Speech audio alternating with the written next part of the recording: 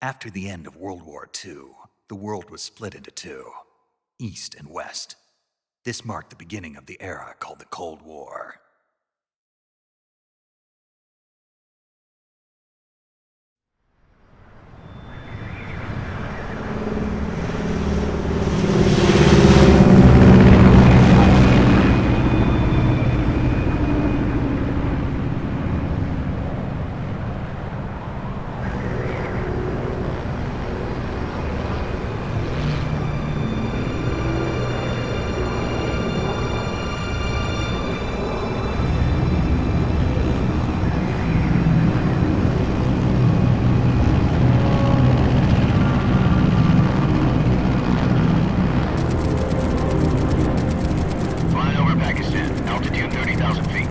Approaching Soviet airspace.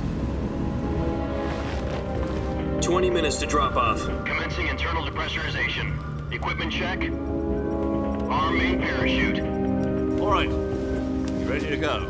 Drop zone still showing a high pressure mass. Cav okay. Good. We've got high visibility.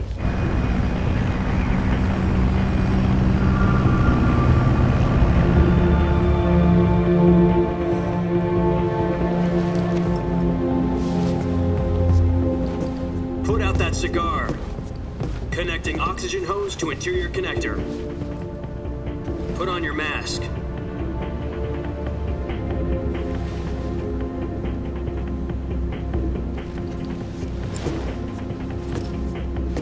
Does this panty waste know what he's doing? Approaching release point. 10 minutes to drop off. Hey, are you deaf? He said put out the cigar and put on your mask.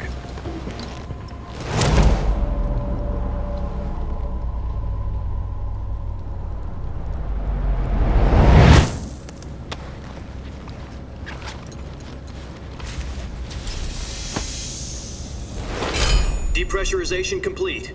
Checking oxygen supply. 6 minutes to drop off. Opening rear hatch.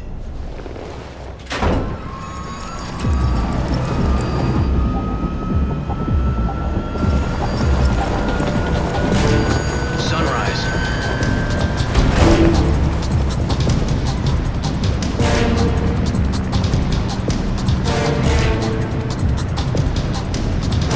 External temperature minus 46 degrees Celsius. 2 minutes to drop off. Stand up. You'll be falling at 130 miles per hour. Try not to get frostbite from the wind chill. 1 minute to drop off. Move to the rear. Activate bailout bottle. This is one for the history books. The world's first halo jump. 10 seconds to drop off. Stand by. Status okay. All green. Prepare for drop off. Countdown. 5, 4, 3, 2, 1. Spread your wings And fly. God be with you.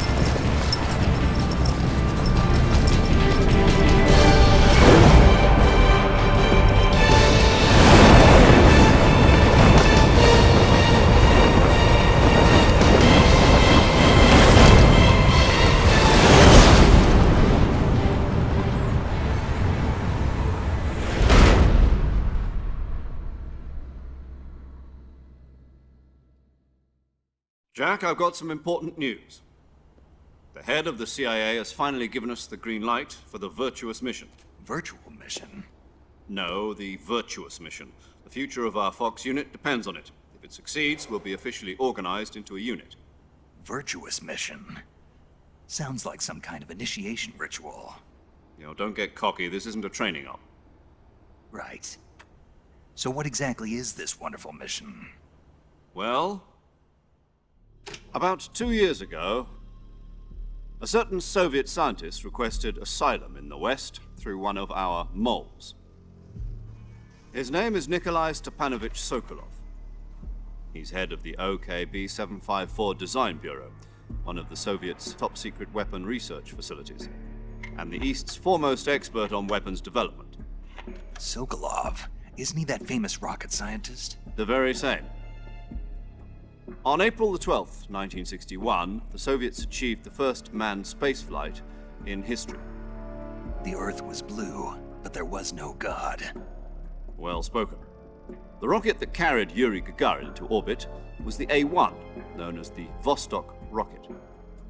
Sokolov is said to be the man most responsible for the multi-engine cluster used in that rocket.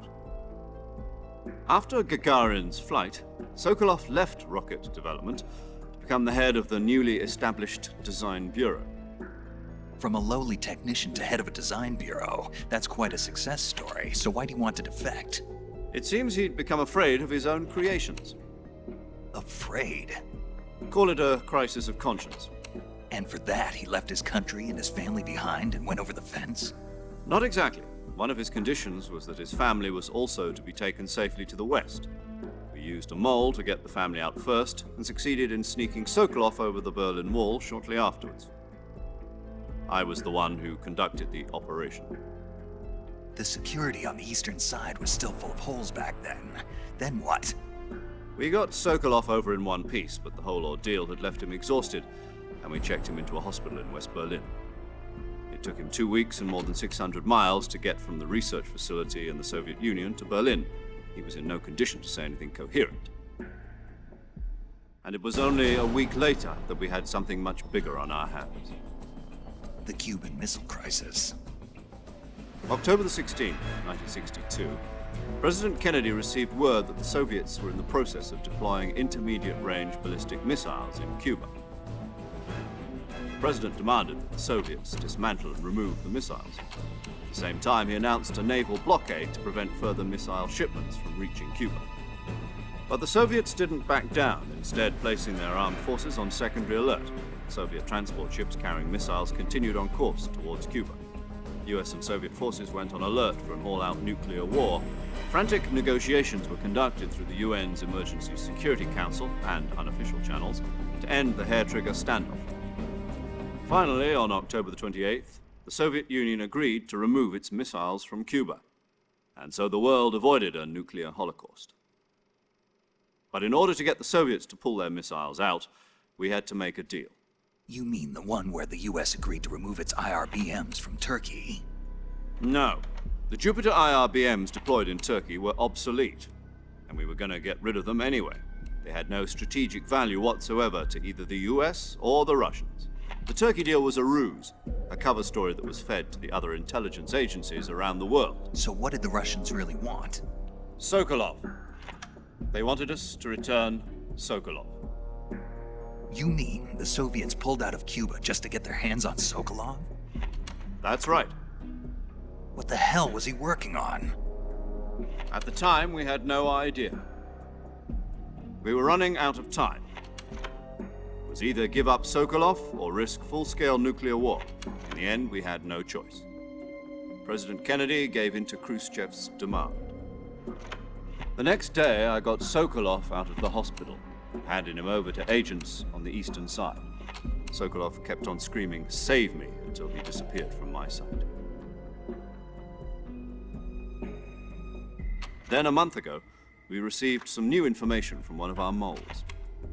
About Sokolov? Yes. He was taken back to the research facility and forced to continue working on the weapon in question under KGB supervision. What's more, it's on the verge of completion. So what kind of weapon is it? Something to do with space rockets?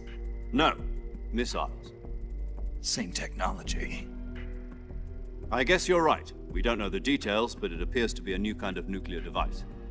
For half a year now, the Soviets have been conducting frequent nuclear tests at Semipalatinsk. Something to do with the weapon, I assume.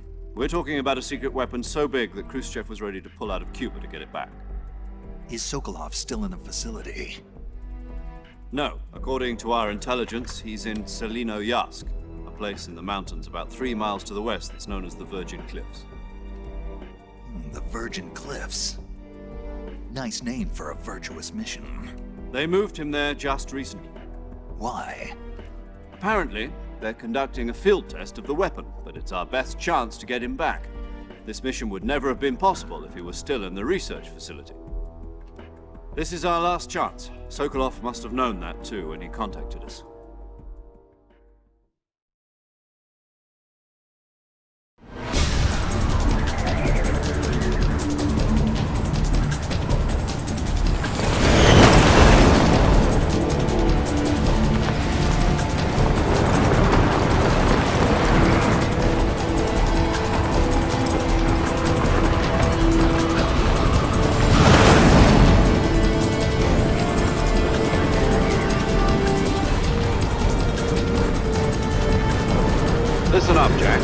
mission is to infiltrate Selino-Yarsk in the Soviet mountains, ensure the safety of Sokolov, and bring him back to the West.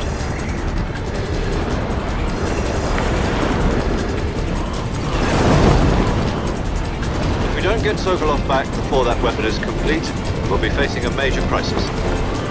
The clock is ticking.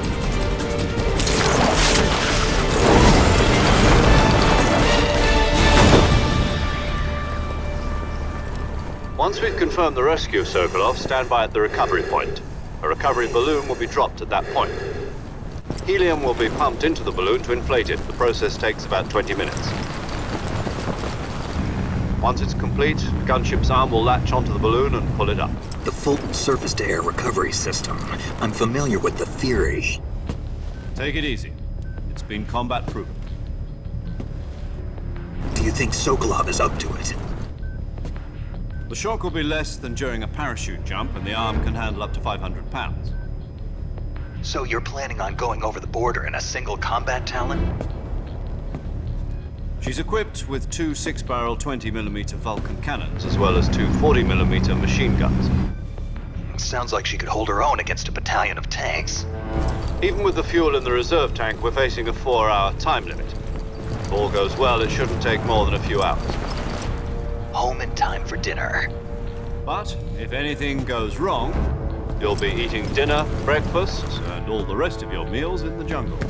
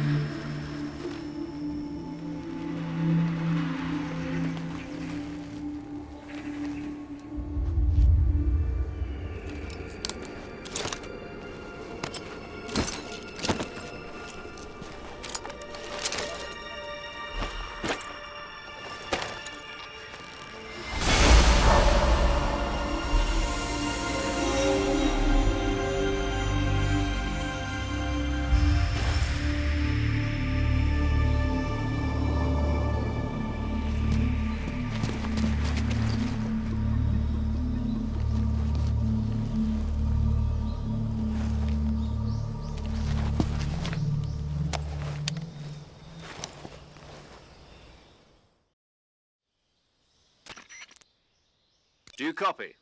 You're already in enemy territory, and somebody might be listening in. From here on out, we'll be using code names to refer to each other. Your code name for this mission will be Naked Snake. I'll be referring to you as Snake from now on. You're not to mention your real name. Snake? Oh, you don't like snakes? What do you mean? Well, you've eaten one before, haven't you? In survival training? I'm glad to hear that. I don't know if I'd ever order one in a restaurant, but... Be careful, you might not have a choice. What about you, Major? What should I call you? Let's see. I'll be Tom. Call me Major Tom. This will be a sneaking mission. You must not be seen by the enemy. You must leave no trace of your presence. Is that clear? This kind of infiltration is the Fox unit's speciality. In other words, weapons and equipment are procured on site. That goes for food as well. You're completely naked, just as your name implies. Great. Now I see why you asked me if I like snakes. I suppose calling me Snake was your idea of a joke, too. No. There's a good reason for that. I'll tell you later when the time is right. Gotcha. Getting back to the subject, how exactly am I supposed to feed myself? You've been issued a knife and a tranquilizer gun. Use them to hunt for food. You'll also find some medical supplies in your backpack. Yeah, about the backpack. I lost it in a tree on the way down. I see. Well, you'd better go back and get it then. You know where it is? No problem. I can see it from here. It's stuck on a branch. To climb a tree, Stand in front of a tree that's covered in ivy and press the action button. I'll be monitoring your progress over the radio. We can't risk violating Soviet airspace, but I'll be in the gunship. My frequency is 140.85. I'll give you a call if I need to talk to you. If you need to talk to me, use the send function. Okay, Snake, go get your backpack.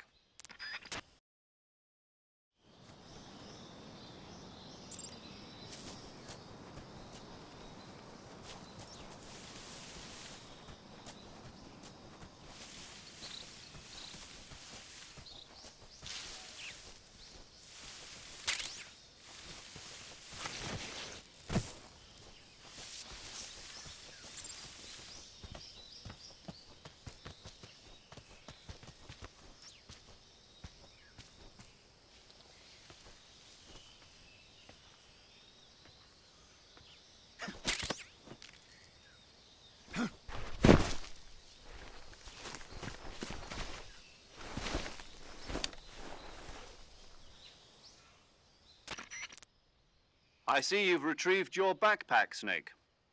To equip a weapon, it's necessary to take it out of your backpack. In the survival viewer, choose Weapon from the backpack. Your available weapons will be displayed in a list on the screen. From that list, choose the weapon you want to equip and press the Enter button. For other equipped items, just do the same thing from Item. Got it. Use the survival viewer backpack. Yep, that's right. Survival is fundamental to this mission. After you've been out in the field for a while, your stamina will start to drop. If your stamina gets too low, it'll affect your performance. You won't be able to shoot accurately, for example, and your wounds won't heal as smoothly. Keep an eye on your stamina so you don't run out. To recover lost stamina, you can hunt for local flora and fauna. You can use either your tranquilizer gun or your knife to hunt. My only weapon is a Mark 22 Hush Puppy tranquilizer gun? That's right. It's been fitted with its own suppressor. However, the suppressor will deteriorate every time you fire. Once its durability reaches 0, the noise suppression effect will be gone. So don't get too trigger-happy with it. The suppressor's durability is shown in the icon. Any weapons and equipment beyond what you're carrying now, you'll have to find as you go. I have to find my own weapons and equipment? Whose crazy idea was this anyway? Solo covert actions are standard Fox operating procedure. You can't leave any traces of your presence. No weapons, equipment, footprints, sweat, or bodily wastes. The same goes for bullets and cartridges, too. Your presence in enemy territory is already a violation of international conventions of warfare. There aren't supposed to be any American soldiers in Russia. It could spark an international incident. You can't let anyone see you. You can't let the enemy know you're there. This is a stealth mission. You're a ghost, Snake, in every sense of the word. And there'll be no rescue if you're captured. The military and US government will deny any involvement in the affair. Then I'll just have to take care of myself, huh? I'm afraid so. You've been given a fake death pill for that purpose. SIS guidelines stipulate that soldiers on covert ops like this one be issued a potassium cyanide capsule. Tape it to your body so you can take it when you need to. How generous of you. Use it if you're taken prisoner by the enemy. It'll send you into a state of false death for a short time. Fooling them into thinking that I'm really dead. So how do I come back to life? Just take the revival pill. You mean that thing they put in my tooth before the mission? That's the one. But be careful. If you remain in a state of false death for too long, nothing will be able to bring you back. Remember that. I'll keep it in mind. You said this was a solo mission, right? Right. I guess that means I can't count on any reinforcements. Correct. The mission rests entirely in your hands. A real one-man army. Relax. There's a support team ready to back you up over the radio. Who? I'll introduce them to you. This time, survival is of utmost importance. The first member of the support team will be in charge of monitoring your physical condition, acting as a medic, so to speak, as well as recording your mission data. She's a member of Fox as well, and she's here on the gunship with me. She? Hello, Snake. I'm paramedic. Nice to meet you. Paramedic. As in a medic who comes in by parachute. Aren't you going to tell me your real name? Are you going to tell me yours, Mr. Snake? My name, huh? It's John Doe. And they call you Jack for short. You're a regular Captain Nemo. A name means nothing on the battlefield. After a week, no one has a name. What's your name? Jane Doe. Very funny. I wasn't joking, but I'll tell you my name only if you manage to make it back alive. My frequency is 145.73. She's also in charge of recording your mission data. Whenever you want to save, send a message over the reserved save frequency, 140.96. So saving lets me record my mission data. That's right. It also records the state of your health. Good to know. There's one more person I want to introduce you to, Snake. Huh? Speaking of snakes, you remember the boss, don't you? A legendary soldier and your mentor. Actually, it was the boss that got the DCI's authorization in the first place. She's going to be serving as Fox's mission advisor. The boss is? She also helped me plan this mission. She and I were at SAS together. Jack, is that you? How many years has it been? Boss? That's right. It's me. Talk to me. Let me hear your voice. It's been 5 years, 72 days, and 18 hours. You've lost weight. You can tell just by the sound of my voice. Of course I can. I know all about you. Really? Well, I don't know anything about you. What's that supposed to mean? Why'd you disappear on me all of a sudden? I was on a top secret mission. You didn't need me anymore. But there were still so many things I wanted you to teach me. No, I taught you everything you needed to know about fighting techniques. I taught you all I could. The rest you needed to learn on your own. Techniques, sure. But what about how to think like a soldier? How to think like a soldier? I can't teach you that. A soldier needs to be strong in spirit, body, and technique. And the only thing you can learn from someone else is technique. In fact, technique doesn't even matter. What's most important is spirit.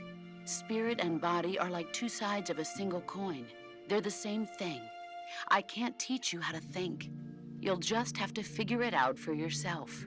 Listen to me, Jack. Just because soldiers are on the same side right now doesn't mean they always will be. Having personal feelings about your comrades is one of the worst sins you can commit. Politics determine who you face on the battlefield. And politics are a living thing. They change along with the times. Yesterday's good might be tomorrow's evil. Is that why you abandoned me? No, it had nothing to do with you. I already told you, Jack. I was on a top secret mission. A soldier has to follow whatever orders he's given. It's not his place to question why. But you're looking for a reason to fight. You're a natural-born fighter, but you're not quite a soldier. A soldier is a political tool, nothing more. That's doubly true if he's a career soldier. Right and wrong have no place in his mission. He has no enemies and no friends. Only the mission. You follow the orders you're given. That's what being a soldier is. I do whatever I have to get the job done. I don't think about politics. That's not the same thing. Sooner or later, your conscience is going to bother you. In the end, you have to choose whether you're going to live as a soldier or just another man with a gun. There's a saying in the Orient, loyalty to the end. Do you know what it means? Being patriotic. It means devoting yourself to your country. I follow the president and the top brass. I'm ready to die for them if necessary. The president and the top brass won't be there forever. Once their terms are up, others will take their place. I follow the will of the leader, no matter who's in charge. People aren't the ones who dictate the missions. Then who does? The times. People's values change over time, and so do the leaders of a country. So there's no such thing as an enemy in absolute terms. The enemies we fight are only enemies in relative terms, constantly changing with the times. As long as we have loyalty to the end, there's no point in believing in anything, even in those we love. And that's the way a soldier's supposed to think? The only thing we can believe in with absolute certainty is the mission, Jack. All right, but do me a favor. What is it? Call me Snake. Snake. Oh, right. Your codename is Snake. It suits you well. That's right. The legendary unit that the boss put together during World War II was a snake. the Cobra Unit, a group of heroes that brought the war to an end and saved the world. As long as you've got a legendary hero backing you up, you'll be fine. Isn't that right, Snake? Yeah, I can't think of anyone else I'd rather have with me. Oh, and one more thing, boss. Yes? It's good to hear your voice again. Same here. After all, who knows if either of us will make it out alive? Snake, you are always best at urban warfare and infiltrating buildings. But this is the jungle. Survival is going to be key. Those CQC techniques I taught you are sure to come in handy. CQC? Close quarters combat, huh? I've been in the Green Berets for the past few years. I'm probably pretty rusty. Not to worry. I'll be here to help you remember. After all, this is your first actual survival mission. I'll be supporting you over the radio. Where are you, boss? Next to the Major? The boss is communicating with us by radio from aboard a Permit-class submarine in the Arctic Ocean. My frequency is 141.80. Call me if you need my advice on battle techniques. Gotcha. Your mission is to retrieve Dr. Sokolov. Dr. Sokolov is being held in an abandoned factory located to the north of your current position. Avoid heavy combat and don't let anyone see you. Don't forget that this is a stealth mission. Snake, try to remember some of the basics of CQC.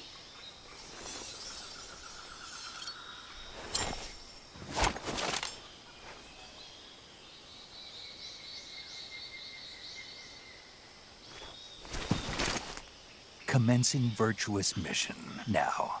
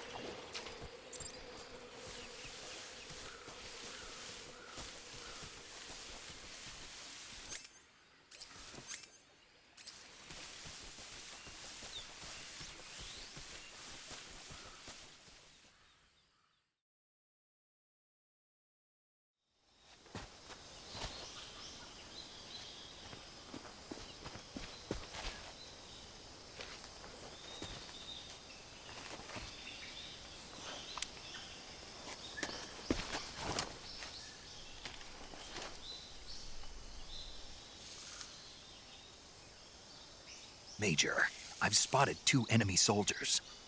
They're probably KGB troops sent to guard Sokolov. AK-47s and grenades.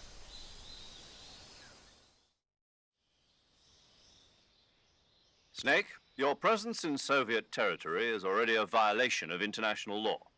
We can't let the Kremlin find out that the CIA and the American government are involved.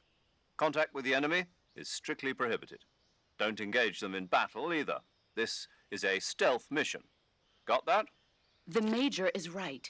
The point of this mission is to sneak through the jungle without being seen. The success of the mission depends on how well you use your camouflage. Change your camouflage by selecting Camouflage from the Survival Viewer. The Uniform option lets you pick your uniform, while the Face option lets you change your face paint. Choosing camouflage that blends in with your surroundings will help you conceal yourself more effectively. Also, don't forget that anything that moves will stand out in the jungle. If you just stand up and run around like an idiot, you're bound to be spotted. But if you crawl instead, you should be able to sneak by without being noticed. You can see how effective your camouflage is by looking at the camo index. The camo index shows how well your current camouflage blends in with the surrounding area. The higher the value, the harder you are to spot, and vice versa. The key is to make yourself one with nature. Keep that in mind as you go along, okay?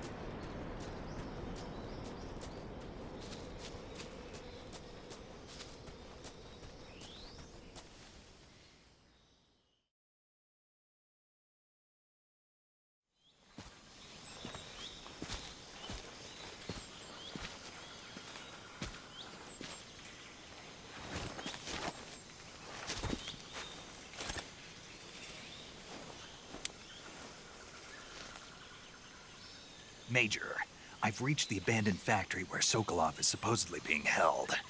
This place is a dump.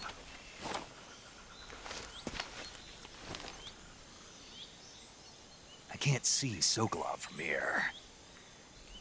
The security is pretty tight.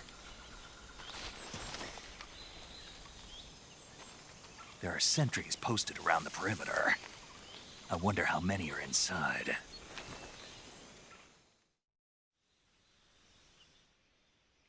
Your objective, Sokolov, is inside the factory. They should be holding him in a room in the northeast section. Northeast section.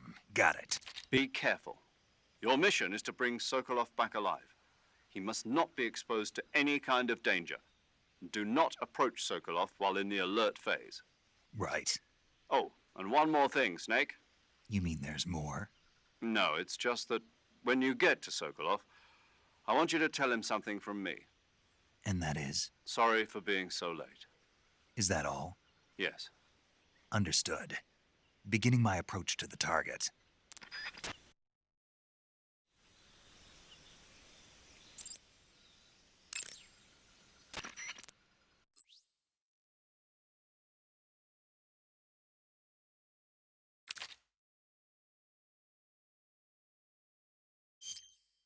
Saving the game, Snake? Hey, Snake, you ever heard of Godzilla King of Monsters? No, what is it? It's a movie. You haven't seen it? Nope. It's about this monster called Godzilla, who grows to an enormous size in a nuclear test and goes on a rampage in Tokyo. Nuclear test, huh? Then the Marshall Islands must be crawling with giant monsters right about now. It's just make-believe. Maybe that's why my pants have been so tight lately. Snake, it's a movie, not a report out of Los Alamos. I know. So then what happened? Godzilla is immune to all weapons, and humanity has no way to stop the monster. Dr. Shirazawa develops a new type of weapon, but meanwhile Godzilla is getting closer and closer to Tokyo, obliterating everything in his path. It was originally a Japanese movie, but they made an American version too. I recommend seeing the original Japanese one if you ever get the chance. It's mostly mindless fun, but it's also got a serious anti-nuke message as well. Where can I see the original? You'll just have to go to Japan. Really? That's too bad. If you wait 40 years, you might be able to see it in America too. It might even win awards all across the globe in 60 years. Why's that? 2024 will be Godzilla's 70th birthday. You think they're still going to be making Godzilla movies then? Of course. Everybody loves Godzilla. You sure know a lot about movies. I don't suppose you're the movie-watching type, are you? Not really. Okay, then I'll tell you everything I know. When the going gets tough, movies can save your life. It's always good to be able to look at things from a different perspective when you get in a jam. That's the magic of movies. No kidding. Well, I guess it might at least make a nice distraction. That's the spirit, Snake. Have a little fun.